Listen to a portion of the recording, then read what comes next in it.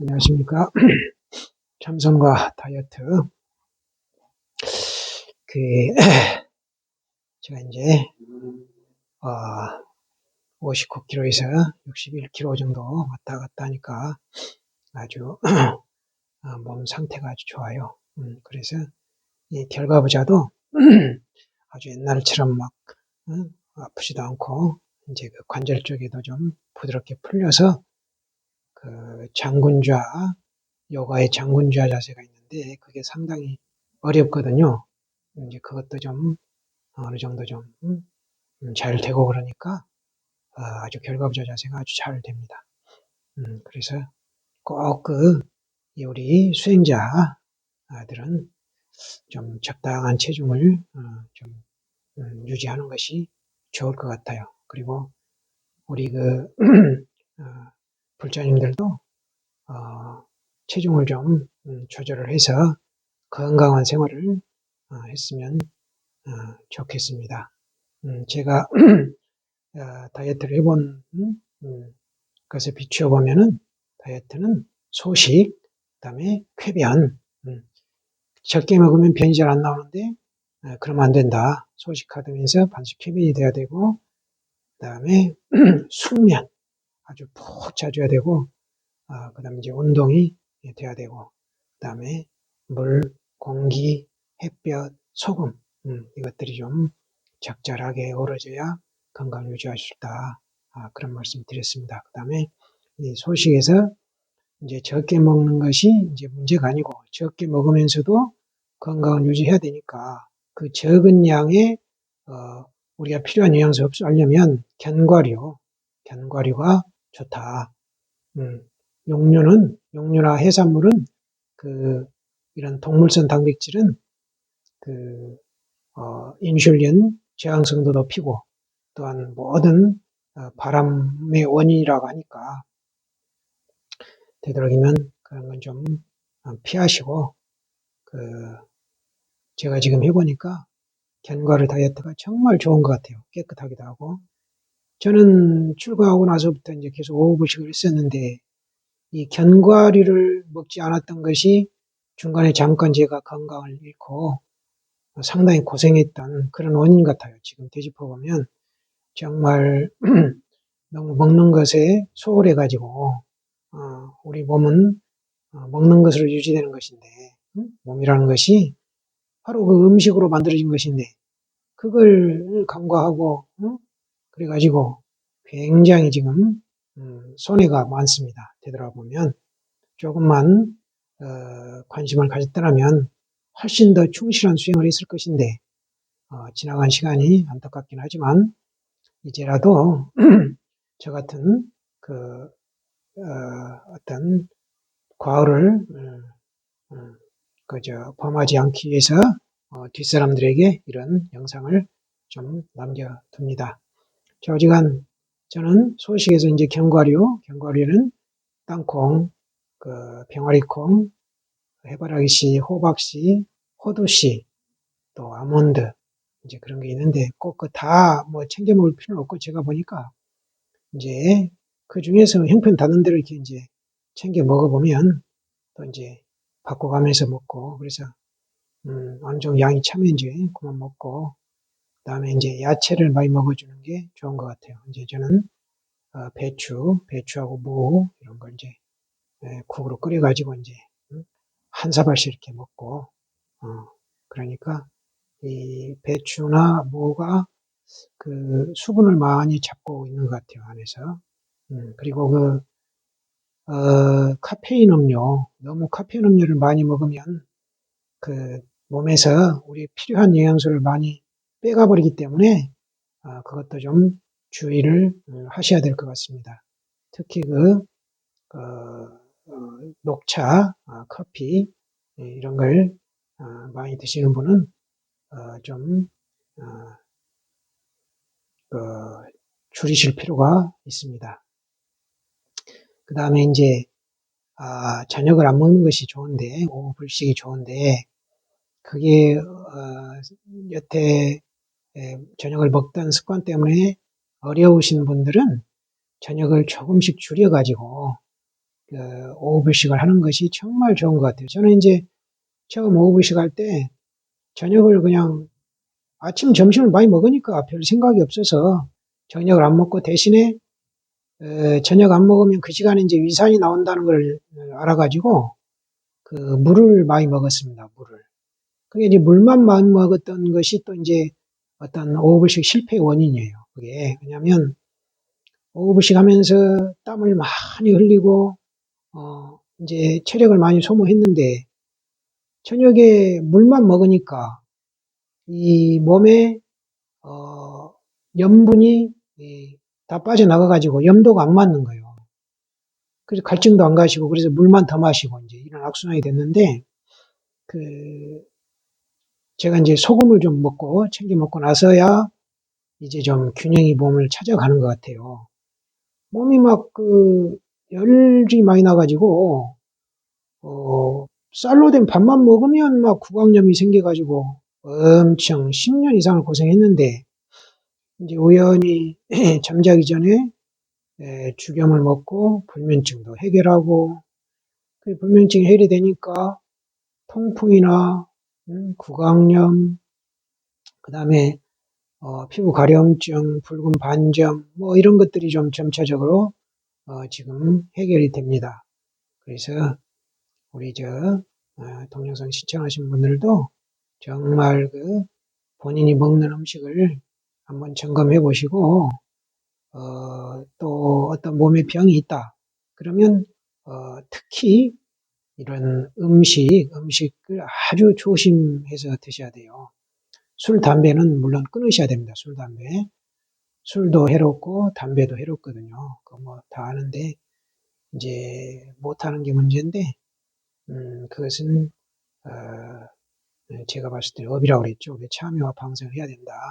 그래서 결국 이제 오후식 할 때 문제가 여태 저녁을 먹어왔기 때문에 그걸 갑자기 못 끊으니까 조금씩 저녁을 조금씩 줄이면 아침을 좀 많이 먹게 되거든요. 네, 아침 점심을 좀 많이 먹으면서 결국에는 이제 저녁 먹을 시간에는 물에 소금을 타서 따뜻한 물로 적당하게 마시기 좋게 소금을 타서 그렇게 먹으면 됩니다. 그러면 아주 영양소 부족도 없고 이 소금 좋은 소금이라고 했죠. 좋은 소금 죽염이나 뭐 또 용융소금도 괜찮다 하니까 죽염이나 용융소금을 구입하셔서 그걸 따뜻한 물에 타가지고 저녁 시간에 그걸 드시면 되거든요. 그래서 저녁을 갑자기 끊기가 힘드니까 서서히 양을 줄이다가 나중에는 이제 저녁을 끊고 대신 과일 200g만 먹고 한 가지 과일 딱 200g 먹고 어, 어, 그다음에 이제 물을 먹고 이렇게 해서 이제 해 보시면 그렇게 어렵지 않게 할 수 있을 것 같은데 본인의 의지가 가장 중요하겠죠.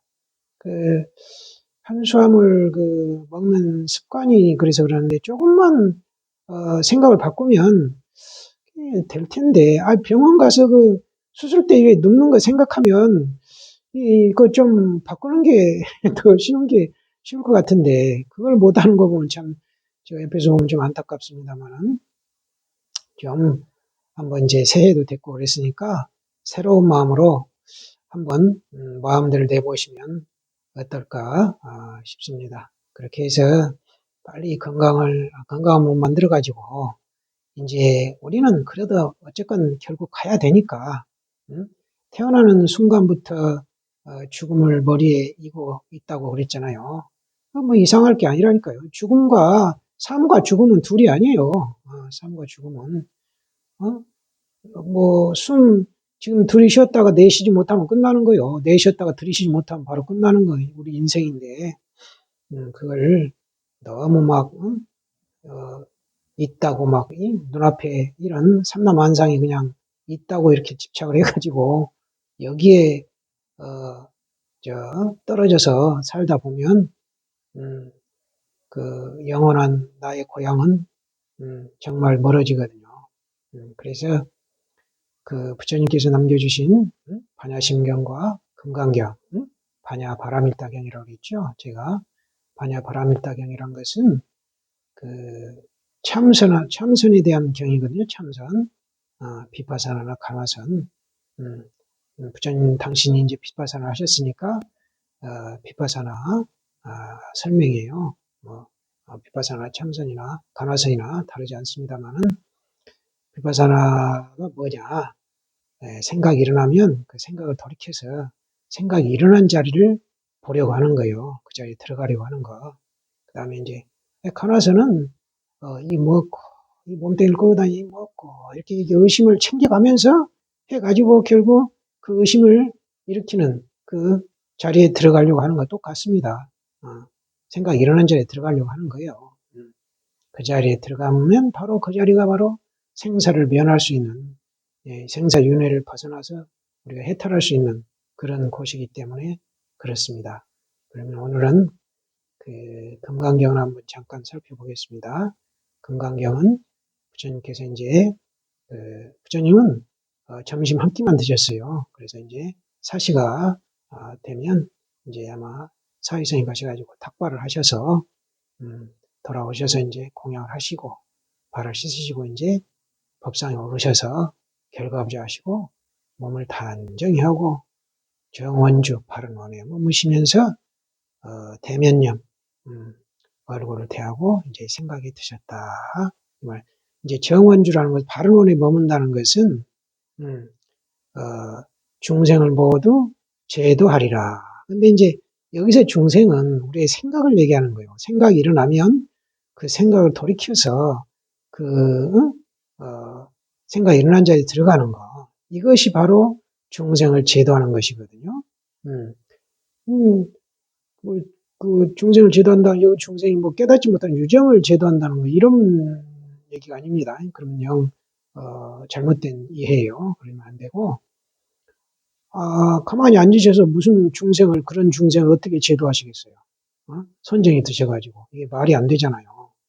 설법도 하시는 것도 아니고. 그러니까 그게 아니고, 우리 일어난 생각을 모두, 돌이켜서 그 생각이 일어난 자리에 들어가서, 들어가는 것. 그것이 바로 중생을 제도하는 것이다. 이 말이죠. 그 다음에 이제, 가면 이제 또, 그렇게 이제 부처님께서 법상에 오르셔가지고 결과조 하시고, 딱 이제, 빗바산을 하시는 거예요. 이제, 부처님께서 이제 선정이 딱 들어서, 깨달음의 자리에 들어가 계신 거죠. 본래 마음자리. 그러자 수보리가 나와서 이제 묻습니다. 부처님이시여, 깨달으려는 사람은 어떻게 머무르고 어떻게 그 마음을 항복받아야 합니까? 이렇게 물어요. 그러니까 이제 부처님께서 깨달으려는 사람은 이와 같이 머물러서 이와 같이 그 마음을 항복받으라 이렇게 답변하시거든요. 여기서 그냥 답변 다 하셨잖아요. 깨달은 사람이 어떻게 머물러 합니까? 항복받아야 합니까? 하니까 부처님께서 이와 같이 여시주 여시 항복기심 이와 같이 머물러서 이와 같이 그 마음을 항복받으라 하셨잖아요. 벌써 끝났어요. 여기까지.